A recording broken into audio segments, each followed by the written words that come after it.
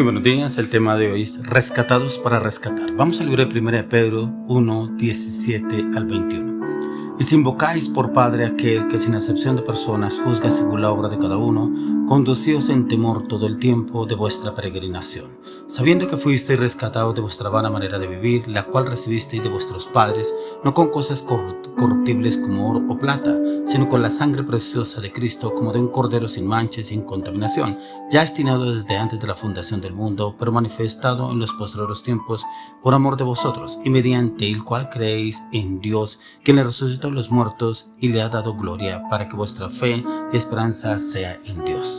Rescatados para rescatar. Usted y yo fuimos rescatados de nuestra vana manera de vivir. Antes éramos esclavos del pecado. Éramos esclavos del enemigo, estábamos con ese yugo, esa sujeción al diablo, porque vivíamos en nuestros delitos, nuestros pecados. Yo no sé si usted ya salió de esa situación, ya Dios lo rescató, o todavía vive sumergido en el pecado, en el alcohol, en la inmoralidad, en la mentira, en la falsedad, en el engaño, la traición, la infidelidad. No sé si todavía el enemigo lo tiene atado, pero esta palabra es rescatados para rescatar. Es que el Padre, Dios, pensando en usted y en mí, cómo rescatarnos del poder del diablo, envió a su unigénito, a su único hijo, para rescatarnos y liberarnos de toda atadura demoníaca. Por eso lo que dice aquí el apóstol Pedro, dice: y si invocáis por Padre aquel que sin excepción de personas juzga según la obra de cada uno, conducíos con temor todo el tiempo de vuestra peregrinación. O sea, es el Señor el que nos juzga a usted y a mí, pero ¿cómo estamos obrando y actuando usted? ¿Será que nos conducimos con el temor en el proceso, en el cambio en el Señor?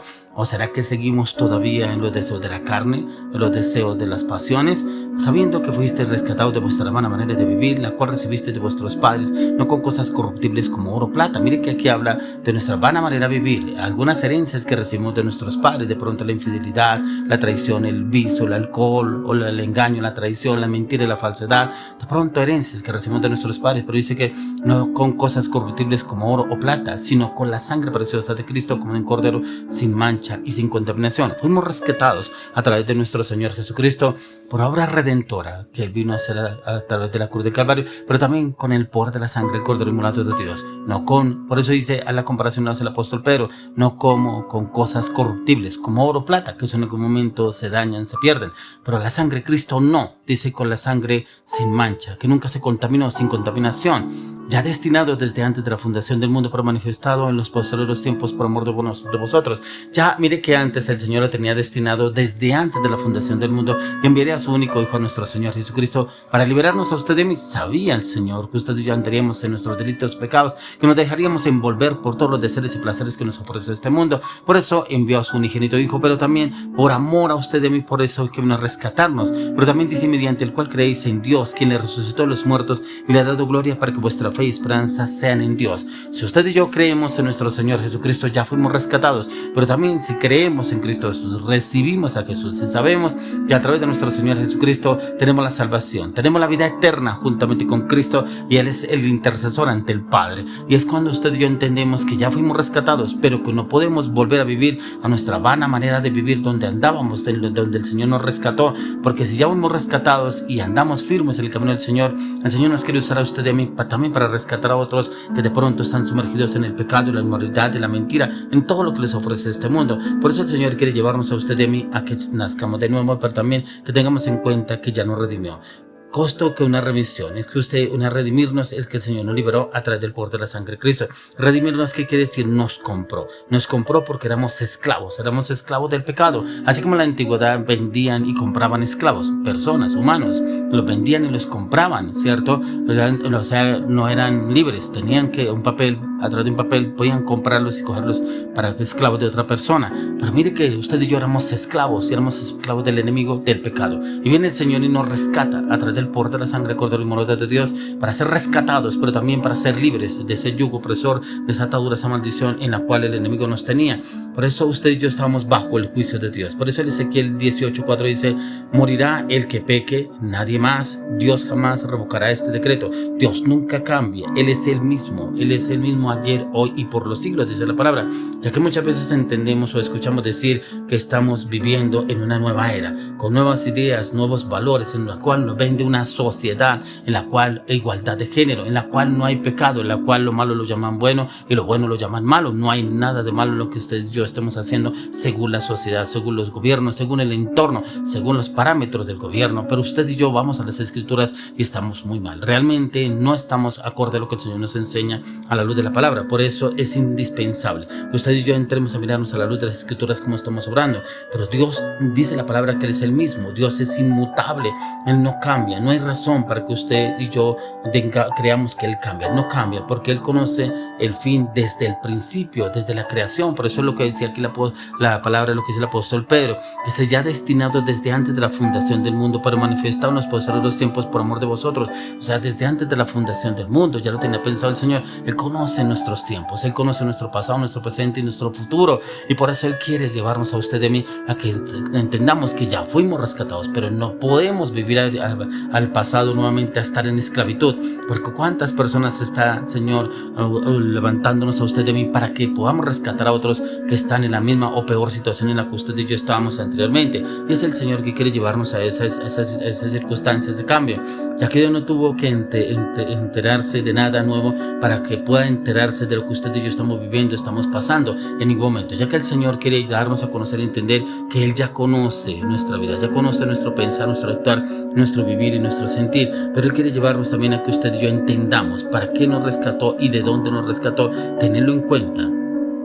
Miren lo que dice el apóstol Pablo en Colosenses 1, 13 y 14, el cual nos ha librado de la potestad de las tinieblas y trasladado al reino de su amado Hijo, en quien tenemos redención por su sangre, el perdón de pecados. O sea, si usted y yo ya fuimos rescatados, le pedimos perdón al Señor por tantos pecados, situaciones, errores, equivocaciones que usted y yo estábamos, en los que vivíamos, y cuando llegamos a conocer de Jesucristo le pedimos perdón al Señor. Pero dice acá la palabra, en el cual nos ha librado de la potestad de las tinieblas, porque estábamos en las tinieblas, estábamos en la oscuridad, estábamos en la inmundicia, estábamos en el pecado, como dice la palabra, andábamos revolcándonos en el lodo cenagoso, y dice, y trasladado al reino de su amado Hijo, nos trasladó hacia nuestro Señor Jesucristo, hacia Él nos ha trasladado, y dice, en quien tenemos redención por su sangre, el perdón de pecados. O sea, si usted y yo ya fuimos trasladados a nuestro Señor Jesucristo, ya hubo redención de pecados, ya fuimos perdonados, pero eso no quiere decir que volvamos a continuar revolcándonos en el lodo.